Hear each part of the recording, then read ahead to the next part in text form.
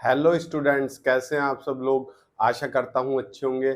मैं अंकित शर्मा आपका स्वागत करता हूं आपके अपने परिवार फिजिक्स गुरु में। यहाँ पढ़ते हैं हम ग्रेजुएशन के लिए फिजिक्स, केमिस्ट्री और मैथमेटिक्स। फिजिक्स आपकी 5 बजे होती है, केमिस्ट्री आपकी 5:30 बजे होती है और मैथमेटिक्स आपकी अपनी एप्लीकेशन फिजिक्स गुरु में चल रहा है, जिसमें अलजेब्रा बुक केवल 299 रुपीज में कराई जा रही है। एप्लीकेशन का लिंक डिस्क्रिप्शन बॉक्स में दिया गया है। लास्ट हमने स्फीयर किया था, आज हम सिलेंडर के बारे में पढ़ने वाले हैं। मैंने पीपीटी क्रिएट की है तो मैं आपको पीपीटी से पढ़ाने की कोशिश करूंगा। देखिए आपकी स्क्रीन पर क्या लिखा हुआ है। Electric field due to an infinitely long charged wire. पहले हम वायर की वजह से पढ़ेंगे। तो वायर कैसा होता है आपको पता है। वायर ऐसा होता है आपका, ठीक है। इसे मान लो प्लस चार्ज है इस पर, तो इसके लिए आपको क्या बनानी पड़ेगी, गॉसियन सरफेस। और आप 12th में पढ़ के आए हो, जो सिलेंडर होता है उसकी जो वायर होता है उसकी गॉसियन सरफेस कैसी होती है। गॉसियन सरफेस उसकी सिलेंड्रिकल होती है, ऐसी होगी इसकी गॉसियन सरफेस। पढ़े हो या नहीं पढ़े। तो हमें ये वाला डेरिवेशन करना है। इसमें हम क्या करेंगे, मान लीजिए एक गिलास है मेरे पास, जैसे मैं आपको अभी समझाने की कोशिश करता हूं। ये मेरे पास कोई सिलेंडर के शेप में आ गया। तो अब इलेक्ट्रिक फील्ड आप मान लो, इसमें 3 सरफेस हैं। एक तो ये ऊपर वाली सरफेस है ये वाली, और एक ये नीचे वाली सरफेस है ये वाली, ठीक। और एक ये गोल वाली सरफेस है पूरी की पूरी ये वाली, ठीक, पूरी की पूरी गोल। अब देखो इलेक्ट्रिक फील्ड प्लस से माइनस की तरफ चलता है, तो जो मेरा इलेक्ट्रिक फील्ड है वो तो बाहर की तरफ ऐसे होगा। इलेक्ट्रिक फील्ड ये क्या हो गया मेरा electric field.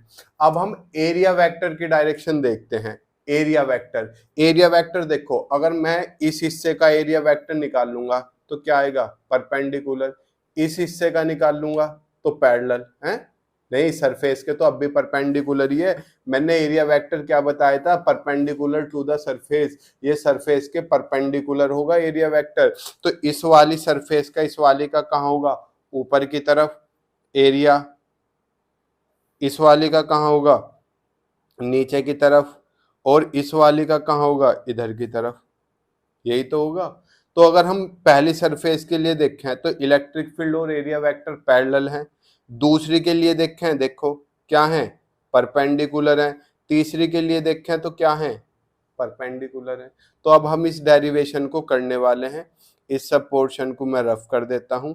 Electric field due to an infinitely long charged wire. बस आपको एक इतनी सी बात याद रखनी है कि जो चार्ज्ड वायर होता है, उसकी गॉसियन सरफेस जो होती है, वो गॉसियन सरफेस उसका सिलेंडर होती है, ठीक। चलो हम आगे चलते हैं। इसमें हमारी लैंग्वेज आ जाती है। क्या देखो आप, consider a thin infinitely long straight wire. तो हमें एक लॉन्ग स्ट्रेट वायर मानना पड़ेगा, having a linear charge density lambda. Linear charge density कितनी, लैम्डा, ठीक। अरे लीनियर चार्ज डेंसिटी लैम्डा होती है, सरफेस सिग्मा होती है, और वो कौन सी होती है, वॉल्यूम रो। याद है, कुछ याद रखा करो ये चीजें, ये आपको याद होनी चाहिए। चलो हम अपना आगे चलते हैं। By symmetry the field of the line charge is directed radially outward. मतलब ये देखो, यहाँ मैंने फिगर रफ कर दी। यहाँ पे जो सिलेंडर होता था, ये इसके अंदर वायर है, तो इसकी जो इलेक्ट्रिक फील्ड है वो रेडियली आउटवर्ड ही तो है। अरे वायर में पूरे में प्लस दे दिया तो बाहर की साइड ही तो निकलेगा हर एक डायरेक्शन में। चलो ये मेरी बात समझ में आ गई, radially outward. And its magnitude is same at all points equidistance from the wire. अब ये सिलेंडर है, इसकी सरफेस ये है, वायर है, इसकी सरफेस ये है। तो सरफेस के हर पॉइंट की डिस्टेंस सेंटर से क्या है, इक्वल। जब सेंटर से इक्वल है तो उसका इलेक्ट्रिक फील्ड भी क्या होगा बच्चा, इक्वल ही होगा। चलो, to determine the electric field at a distance r from the line charge we choose a cylindrical Gaussian surface। तो उस वायर की क्या होगी, एक सिलेंड्रिकल Gaussian सरफेस होगी of radius r and length l। वो जो हमने सिलेंड्रिकल सरफेस बनाई है ये वाली, इसकी ये रेडियस कितनी है, ये वाली ये कितनी है, r।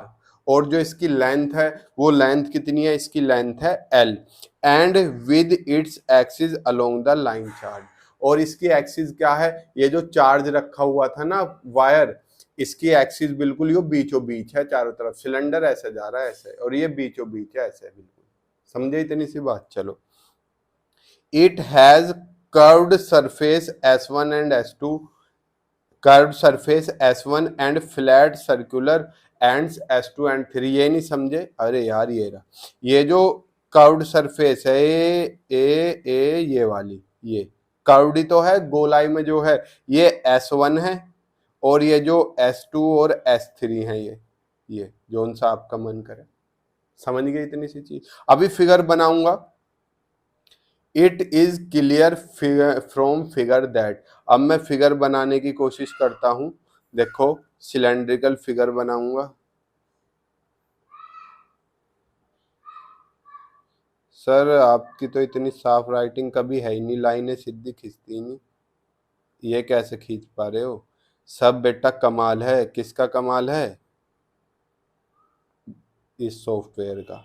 ठीक, ये कोई सिलेंड्रिकल सरफेस हो गई मेरी, हो गई, इसमें वायर था अंदर, वायर की तो गॉसियन सरफेस कहती है, तो मुझे इसमें वायर बनाना पड़ेगा, बना दूं वायर, ये लीजिए, ये मैंने क्या बना दिया, एक वायर, इनफाइनाइटली लॉन्ग वायर, टू टू टू, और वायर पे कैसा चार्ज दे दिया मैंने, थोड़ा सा इसे ढंग से बनाता हूँ, वायर पे कैसा चार्ज दे दिया, ये कैसी बन रही है भाई नालायको, लो अब बनेगी सही,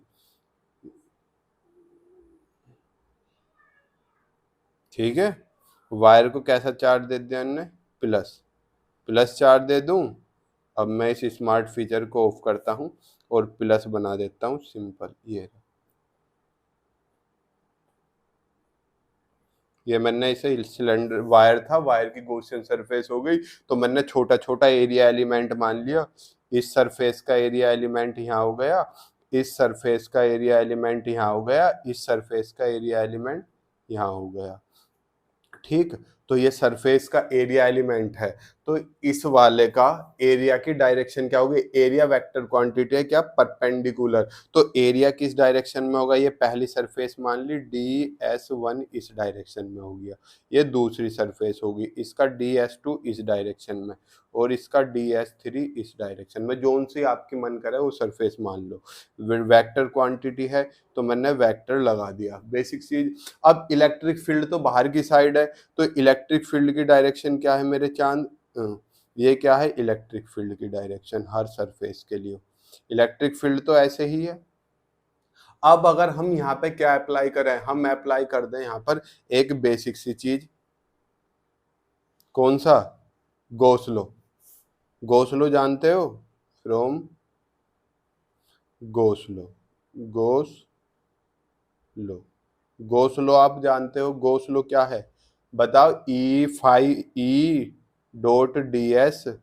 is equal to Q upon epsilon naught, यही तो है। अब मेरे पास सरफेस कितनी है, 3, तो सबके लिए अलग अलग होगा, तो E.ds1 plus E.ds2 plus E.ds3 is equal to Q upon epsilon naught, और सबका क्या होगा, लाइन इंटीग्रल, ठीक। अब यहाँ देखो, अगर मैं आपसे कहूँ ए डॉट बी कितना होता है, क्या ए बी कोस थीटा नहीं होते, सारी वेक्टर क्वांटिटी है तो सबके ऊपर क्या आएगा, वेक्टर, ए डॉट बी क्या होता है, ए बी कोस थीटा, और theta is the angle between A and B, अरे थीटा किसके बीच का एंगल है, ए और बी के बीच का ही तो एंगल है, तो यहाँ पर इस वाली मैं अगर फिगर में बात करूं, ये डॉट प्रोडक्ट है, तो यहाँ पर क्या आएगा, E.ds1 कोस, कोस, अरे ई और DS1 के बीच देखो ये दोनों पैरेलल हैं, कितना एंगल है, जब दो लाइन पैरेलल हो एंगल कितना, 0, तो क्या आ गया, कोस 0 प्लस EDS2 कोस, E और DS2 के बीच, अरे देखो आप देखो तो सही, ज्यादा दिमाग मत चलाओ, ये रहा E, ये रहा ये, E कैसा है ऐसे, और DS2 कैसा है ऐसे, ये ऐसे, कितना है 90 डिग्री, देखो E ऐसे है और DS2 ऐसा है तो 90 डिग्री ना हो गया, ऐसी E ऐसा है और DS3 ऐसा है, कितना हो गया एंगल 90। तो यहाँ भी 90 cos 90 प्लस EDS3 cos 90, यहाँ भी 90 is equal to Q upon epsilon note.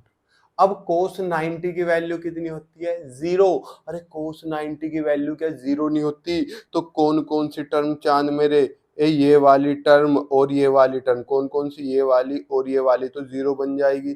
बस कौन सी बचेगी मेरे पास? मेरे पास बचेगी EDS1 is equal to Q upon epsilon naught. ठीक, अब ये मेरी बात समझ में नहीं आ रही सर, इतनी तो समझ में आ गई। अब ये है, ये कर्व्ड सरफेस एरिया है, सिलेंडर का कितना होता है ये वाला एरिया? अरे 2πRh नहीं होता क्या? कितना होता है? 2πRh। h की जगह मैंने क्या मानना है? l, तो क्या हो जाएगा? 2πRL हो जाएगा। क्या? 2πRL हो जाएगा। तो यहाँ पर कहाँ पर DS1 का इंटीग्रल कितना हो गया? 2πRL इज इक्वल टू क्यों की जगह क्या आ जाएगा? अरे यार हमने लाइन चार्ज डेंसिटी नहीं पढ़ी, क्योंकि lambda equal to Q upon L। मैंने लाइन चार्ज डेंसिटी पढ़ाई है, वॉल्यूम भी पढ़ाई है और सरफेस भी पढ़ाई है। तो यहाँ से Q बराबर किसके? लैम्डा L के। तो Q की जगह क्या आ गया? Lambda L upon epsilon naught. L से L कट गया तो इलेक्ट्रिक फील्ड कितना आ गया? Lambda upon 2π epsilon naught into R। 2π epsilon naught into R। बताओ, इसमें कोई रॉकेट साइंस नहीं है। बुक में ऐसे भी लिखा हुआ है, 2 से मल्टीप्लाई कर दी, 2 से डिवाइड, तो कितना? Electric field is equal to 1 upon 4π epsilon naught 2 lambda upon R। बात एक ही है, बात एक ही है, कोई रॉकेट साइंस वाली बात नहीं है। ये रहा, ये आपका रिजल्ट आ गया है या ये रिजल्ट आ गया है। फटाफट इस चीज़ का स्क्रीनशॉट ले लीजिए। ऐसी मैं आशा करता हूँ आपने स्क्रीनशॉट पहले ही ले लिया होगा। लो मैं आपको यहाँ से दिखाता हूँ स्क्रीनशॉट। पहले इस टॉपिक का स्क्रीनशॉट, पहले तो ये हेडिंग है, हेडिंग का स्क्रीनशॉट। फिगर ये नहीं बनानी, फिगर नीचे ही बनानी है। लो इसका स्क्रीनशॉट लीजिए। ओके, अब किसका? इस फिगर का स्क्रीनशॉट लीजिए। ले लिया। अब किसका? अब इसका डेरिवेशन का स्क्रीनशॉट ले लीजिए। ले लिया। अब हम नेक्स्ट टॉपिक की तरफ चलते हैं। नेक्स्ट टॉपिक भी मजेदार है आपका। हालांकि मैं एक क्लास में एक ही टॉपिक कराता हूं, लेकिन ये टॉपिक सिमिलर से हैं तो मैं कराने की कोशिश कर रहा हूं पूरी की पूरी। टॉपिक आप देख सकते हो, पसीने पूरे आ रहे हैं। टॉपिक आप देख सकते हो क्या?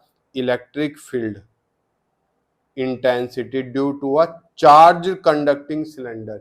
अब ये चार्ज कंडक्टिंग सिलेंडर क्या होता है पहले आप समझो। खाली पेज ये रहा, अभी फिगर बाद में समझेंगे। पहले चार्ज कंडक्टिंग, हमारे पास एक तो होता है चार्ज कंडक्टिंग, चार्ज भी छोड़ो, ऐसे समझो। एक तो कंडक्टिंग सिलेंडर होता है, अगर आप इस चीज को समझ गए, और एक नॉन कंडक्टिंग। आज मैं दोनों ही पढ़ाऊंगा, आज चाहे क्लास लंबी रहे या छोटी। कंडक्टिंग होता है एक, नॉन कंडक्टिंग होता है। जो कंडक्टिंग होता है, स्फेयर मान लूं या सिलेंडर मान लूं, मैं स्फेयर से समझा रहा हूं। कंडक्टिंग की खास बात करते हैं, जब आप इसे चार्ज देते हो तो वो चार्ज इसकी सरफेस पर डिस्ट्रीब्यूट हो जाता है। पढ़ा नहीं आपने कंडक्टिंग स्फेयर? तो कंडक्टिंग स्फेयर के अंदर चार्ज कितना होता है? 0। पढ़ा है। और लेकिन जब आप नॉन कंडक्टिंग को चार्ज देते हो तो वो इस पे अंदर डिस्ट्रीब्यूट होता है। तो अगर कोई आपसे पूछता है कंडक्टिंग और नॉन कंडक्टिंग में क्या डिफरेंस है, तो जो मेरा कंडक्टिंग है उसकी तो स्फेयर पे डिस्ट्रीब्यूट होता है, और जो नॉन कंडक्टिंग है उसमें चार्ज कहाँ डिस्ट्रीब्यूट होता है? उसके अंदर। तो अब आपको कंडक्टिंग नॉन कंडक्टिंग में कोई डाउट नहीं रहना चाहिए। अब हम आगे चलते हैं, अपने इस डेरिवेशन को पढ़ना चालू करते हैं। यहाँ से नहीं, कहाँ से थे हम? ये हम यहाँ थे, यहाँ पर। Let us consider conducting cylinder of radius R. तो हमने रेडियस आर का कंडक्टिंग सिलेंडर मान लिया। By symmetry the field E due to the cylinder is directly radially outward. Cylinder बनेगा, जैसे गोशन सरफेस में सिलेंडर बनाया था तो इलेक्ट्रिक फील्ड क्या था? आउटवर्ड था। तो सेम लैंग्वेज वो की वो है, इतना सही मैंने चेंज नहीं किया। And its magnitude is same at all points, और इसका मैग्नीट्यूड क्या है, हर पॉइंट पर सेम है, ठीक, equi distance from its axis, और अपनी एक्सिस से क्या इक्वल, आर आर आर, अरे ये है, इसके चार तरफ जो सिलेंडर बन जाएगा तो सिलेंडर की लेयर की हर जगह से डिस्टेंस क्या होगी, सेम ना होगी। चलो, to determine the field at distance R from the cylinder we choose a cylindrical Gaussian surface. Wire, अरे ये वायर जो होता है क्या ये सिलेंडर की तरह से ही नहीं लगता, इसकी गॉसियन सरफेस भी सिलेंडर बनी थी, अब सिलेंडर जो होगा उसकी तो सिलेंड्रिकल ही बनेगी, तो हमने क्या करा, सिलेंड्रिकल गॉसियन सरफेस मान ली, रेडियस आर और लेंथ एल की, ठीक, इसका स्क्रीनशॉट ले लिया। चलो, it is clear from figure, अब हम इसकी क्या बनाते हैं बच्चा, हम इसकी फिगर बनाने की कोशिश करते हैं। फिगर के लिए हम क्या लेते हैं, स्मार्ट फीचर करते हैं, पहले सिलेंडर बनाएंगे, एक छोटा सा नन्हा सा प्यारा सा, ये हमारे पास क्या है, एक सिलेंडर है, थोड़ा लंबा और बना लेते हैं इसे ताकि आप गॉसियन सरफेस भी क्लियरली समझ सको। ये मेरे पास सिलेंडर है छोटा सा, अब मुझे क्या करनी, इसकी गॉसियन सरफेस बनानी है, गॉसियन सरफेस बाहर होगी, बाहर होगी, बना दूं गॉसियन सरफेस, डॉटेड डॉटेड में बना रहा हूं इस बार, ये इसकी गॉसियन सरफेस होगी, ये इसकी गॉसियन सरफेस हो गई। गॉसियन सरफेस भी किस तरीके से बन रही है आप देखने की कोशिश करो, गॉसियन सरफेस भी सिलेंडर ही बन रही है, बहुत बड़ा सिलेंडर, ये क्या होगी, इसकी गॉसियन सरफेस हो गई, हो गई। अब गॉसियन सरफेस है, इस पे आपने चार्ट दिया है, कैसा सिलेंडर है, नॉन कंडक्टिंग है, कंडक्टिंग है, कंडक्टिंग है, हेडिंग देखो नलायको, क्या, electric field due to a conducting, conducting है, तो कंडक्टिंग में मैंने क्या बताया, जब आप इस सिलेंडर को चार्ज दोगे तो वो इसकी कहाँ, सरफेस पर डिस्ट्रीब्यूट हो जाएगा, तो ये प्लस चार्ज कहाँ डिस्ट्रीब्यूट हुआ, इसकी सरफेस पर, ये इसकी सरफेस पर, सरफेस पर, सरफेस पर प्लस चार्ज डिस्ट्रीब्यूट हो गया। अब प्लस से तो अब भी बाहर को निकलेंगी, तो इलेक्ट्रिक फील्ड प्लस है, अब मान लो इसकी पूरी सरफेस पे प्लस डिस्ट्रीब्यूट हो गया तो बाहर को ही तो निकलेंगे, डोर डोर डोर डोर, तो इलेक्ट्रिक फील्ड तो अब भी कहाँ है बच्चा, बाहर की साइड ही है, ये रहा इलेक्ट्रिक फील्ड तो अब भी बाहर की साइड है। मैंने क्या करा, छोटी छोटी गॉसियन सरफेस मान ली, यहाँ मान ली गॉसियन सरफेस एक, एक यहाँ मान ली, सेम पहले की तरह सिलेंडर ही तो है, एक यहाँ मान ली, इसका एरिया वेक्टर बाहर की तरफ, इसका एरिया वेक्टर नीचे की तरफ, और इसका एरिया वेक्टर ऊपर की तरफ, ये आप इजीली देख सकते हो। तो देखो ई और डी एस वन के बीच एंगल कितना, 0 डिग्री, ई और डी एस टू के बीच, ई और डी एस टू के बीच 90 डिग्री, और ई और डी एस थ्री के बीच भी कितना है, 90 डिग्री। बेसिक सी चीज है, समझे इस बात को, नहीं समझे, सर समझ गई, कोई टफ नहीं था। अब पहले की तरह लगा दो केस फर्स्ट, जब आपका पॉइंट क्या होगा, सिलेंडर के बाहर हो, यहाँ पर चलें, चलो अब यहाँ पे हम कुछ केस पढ़ते हैं। पहले केस फर्स्ट, ब्लैक स्केच ले लेता हूँ और होगी डन, और कौन सा, case first, case first, case first क्या है, वहन, वहन point P, point P is outside the cylinder, is outside the cylinder, point P क्या है, सिलेंडर से बाहर है। अब सिलेंडर आप जानते हो, सिलेंडर ये है, इसकी रेडियस कितनी मान ली मैंने, ये इसकी एक्सिस होगी जो बिल्कुल बीच से पास हो रही है, इसकी रेडियस ये कितनी मान ली, कैपिटल आर मान ली, तो वो पॉइंट इससे बाहर है, यहाँ कहीं होगा, तो यहाँ पर हम क्या मान रहे हैं, आर मान रहे हैं, दैट इज, जो स्मॉल आर है वो कैपिटल आर से बड़ा है। अरे यार जब पॉइंट यहाँ लाई कर गया, आर है यहाँ से एक है यहाँ तक, और यो यहाँ लाई कर गया, तो पॉइंट जो है आर, आर से बड़ा ना हो गया। अब हम क्या लगाएंगे, by Gauss law, by Gauss law, Gauss law, Gauss law क्या कहता है, बताओ मुझे फटाफट, अरे कितना, E dot D S equals to Q upon epsilon naught, ये नॉर्मली ई नोट मान के चलते हैं क्योंकि आउटर ओ मान लो इसे, ओ का मतलब क्या होता है आउटर, तो ये आउटर सरफेस के लिए लेके चल रहे हैं और यहाँ पे क्या आएगा इंटीग्रल। ये आपने अभी निकाला ही था दोनों सरफेस जहां जहां 90 डिग्री है जीरो, केवल एक सरफेस वाला बचेगा कितना ई नोट इंटू कितना बचेगा डी एस वन वाला बचेगा इज इक्वल टू क्यू कितना हो गया lambda L upon epsilon naught, यही तो हो गया। तो डी एस वन कितना 2 pi R L, length L है सिलेंडर की, सेम पहले जैसा ही कर रहे हैं, lambda L upon epsilon naught, L से एल कट गया तो ई बराबर कितना बताओ 1/2 pi epsilon naught lambda upon R, या क्या लिख सकते हो ई बराबर 1/4 pi epsilon naught 2 lambda upon R. अरे 2 से मल्टीप्लाई कर दी, 2 से डिवाइड कर दी, बताओ इतनी सी चीज में तो आपको कोई दिक्कत होनी नहीं चाहिए। सेम पहले जैसा ही डेरिवेशन है, पहला ही रिजल्ट आ गया। अब केस सेकंड करते हैं, फिर इसके बाद केस थर्ड करेंगे। हम लेते हैं अब case second. Case second case second क्या है, जब सरफेस पे हो वहन पॉइंट P इज, इस P को थोड़ा सा क्या करता हूं ढंग से बनाता हूं, when point P is on the surface of cylinder, cylinder की सरफेस पे पॉइंट हो गया। आप इस फिगर को देखो, आप चाहो तो फिर से अलग फिगर बना लो। ये पहला पॉइंट P बाहर था फर्स्ट केस में, दूसरे केस में सरफेस पे आ गया, तीसरे में अंदर आ जाएगा। तो दूसरे केस में सरफेस पे आने का मतलब ये कैपिटल आर और स्मॉल आर बराबर हो गए। तो जब सरफेस पे आ गया तो स्मॉल आर किसके बराबर हो गया, कैपिटल आर के बराबर हो गया इस केस में। तो अब आपको पता है आपको क्या करना है, आप इजीली जानते हो क्या होगा, इस वाले केस में स्मॉल आर की जगह कैपिटल आर रख दो, कितना हो जाएगा, इसलिए E equals to 1/4 pi epsilon naught 2 lambda upon capital R. Same ही तो है, बताओ। अब केस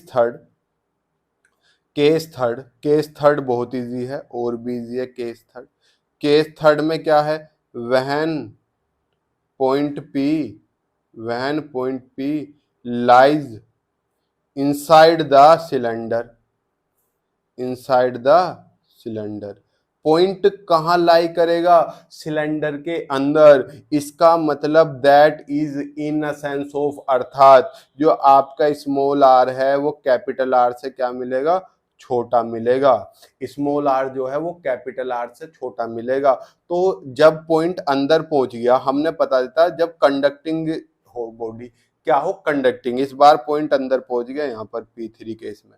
अब एक चीज समझो, जब कंडक्टिंग हो तो कंडक्टिंग में हमने क्या बताया था, चार्ज जो होता है उसकी सरफेस पे डिस्ट्रीब्यूट होता है, अंदर नहीं पहुंचता। अंदर किस में पहुंचता है, नॉन कंडक्टिंग में। तो जब चार्ज अंदर नहीं पहुंचा तो क्यों कितना हो गया, जीरो। क्यों कितना हो गया, जीरो।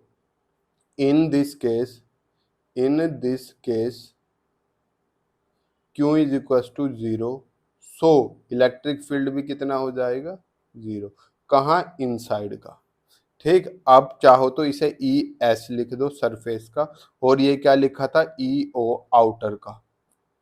ठीक है, हाईलाइट कर दें, पहले केस का रिजल्ट तो ये आ गया। ठीक है, दूसरे केस का रिजल्ट जब सरफेस पे था ये आ गया, तीसरे केस का रिजल्ट ये आ गया। फटाफट स्क्रीनशॉट ले लो मैं शुरुआत से स्क्रीनशॉट दिला देता हूँ। ये आपकी हेडिंग के साथ लैंग्वेज थी, स्क्रीनशॉट ले लो। ठीक, ये क्या थी, ये फिगर थी। चलो, ये क्या था, ये केस फर्स्ट था, ये केस सेकंड और केस थर्ड। ठीक, हालांकि मैं ये 2 ही टॉपिक करा था, लेकिन मुझे अब कोर्स खींचना है, इसीलिए मैंने पीपीटी बनाई। पीपीटी बनाने में क्या होता है, कोर्स रफ्तार से चलता है। अब हम केस सेकंड और थर्ड खत्म होने पे नॉन कंडक्टिंग सिलेंडर भी आज ही पढ़ेंगे। ठीक, नॉन कंडक्टिंग में क्या होगा, इनसाइड जीरो नहीं होगा, बाकी सारे केस डिट्टो जू के दू। क्या, electric field due to a charge conducting cylinder. Conducting cylinder में क्या होगा मेरे चांद, कंडक्टिंग सिलेंडर में जो आपका चार्ज होगा वो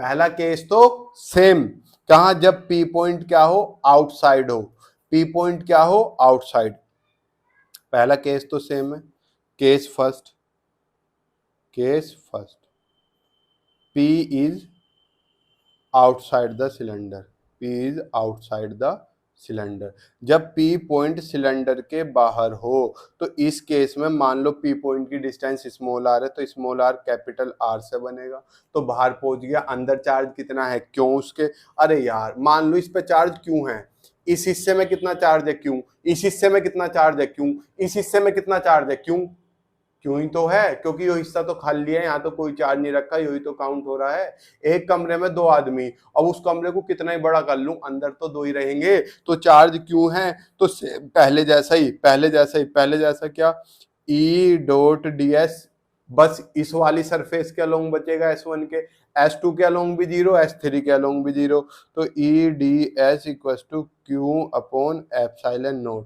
तो ई डी एस वन कितना, 2 pi R L is equal to lambda L upon epsilon naught. L से एल कट गया तो ई कितना आ गया, 1 upon 2 pi epsilon naught lambda upon L, या कैसे लिख दो, E equal to 1 upon 4 pi epsilon naught 2 lambda upon L, या ऐसे लिख दो। ये हमारा रिजल्ट आ गया दोनों, आपको जैसे मर्जी हो ऐसे लिख दो। इस तरीके से हम इसलिए लिखते हैं क्योंकि हमें 1/4 पाई एप्सिलॉन नोट की वैल्यू पता होती है, तो इसलिए हम इसे इजीली हो जाता है। अब केस सेकंड भी ऐसा का ऐसा ही है, केस थर्ड अलग होगा बस। क्यों केस थर्ड अलग होगा, क्योंकि उसमें कंडक्टिव में अंदर चार्ज नहीं होता था, तो केस थर्ड 0 हो जाता था, लेकिन जब नॉन कंडक्टिंग पढ़ते हैं तो अंदर चार्ज होता है। तो केस सेकंड क्या कहता है, P is on the surface, P क्या है, सरफेस पर है, किसकी सरफेस पर, P is on the surface of cylinder, that is, जो स्मॉल r है वो कैपिटल R के बराबर हो गया, तो इसलिए कोई रॉकेट साइंस नहीं आया, इसलिए बस क्या होगा बेटा, स्मॉल r, L तो कट गया, हम गलती क्या कर गए बच्चा, ये गलती कर गए, L तो कट गया था तो ये R बचा था, अपॉन में R आएगा। नलायको बता दिया करो, ध्यान रखा करो इस छोटी छोटी चीजों का, ठीक। तो सेम, अब हमें कुछ नहीं करना, स्मॉल r की जगह कैपिटल R रख देना है। लो कितना हो गया, E इक्वस टू कितना है, ऊपर का खोलते हैं, 1/2 पाई एप्सिलॉन नोट और लैम्डा अपॉन कैपिटल R। लो हो गया हमारा, बेसिक सी चीज थी। अब इसका स्क्रीनशॉट ले लो, चाहो तो आप इसे इस फॉर्मेट में भी लिख सकते हो, कैसे, 1/4 पाई एप्सिलॉन नोट क्या, 2 से मल्टीप्लाई 2 से डिवाइड, लो हो गया खत्म। आपको जैसे करना हो आप वैसे कर लो, आप इसमें कोई रॉकेट साइंस आपको नहीं लगाना पड़ेगा, ठीक। लो स्क्रीनशॉट ले लो। अब मैं तुम्हें ये 2 केस खत्म हो गए, जो इसका खतरनाक केस है, केस थर्ड कराता हूँ। केस थर्ड थोड़ा सा अलग है, लो मैं इसे लाइन खींच के केस थर्ड अलग कराता हूँ, ये लाइन खींची। अब हम क्या पढ़ेंगे, केस थर्ड पढ़ेंगे। केस थर्ड थोड़ा सा डिफरेंट है,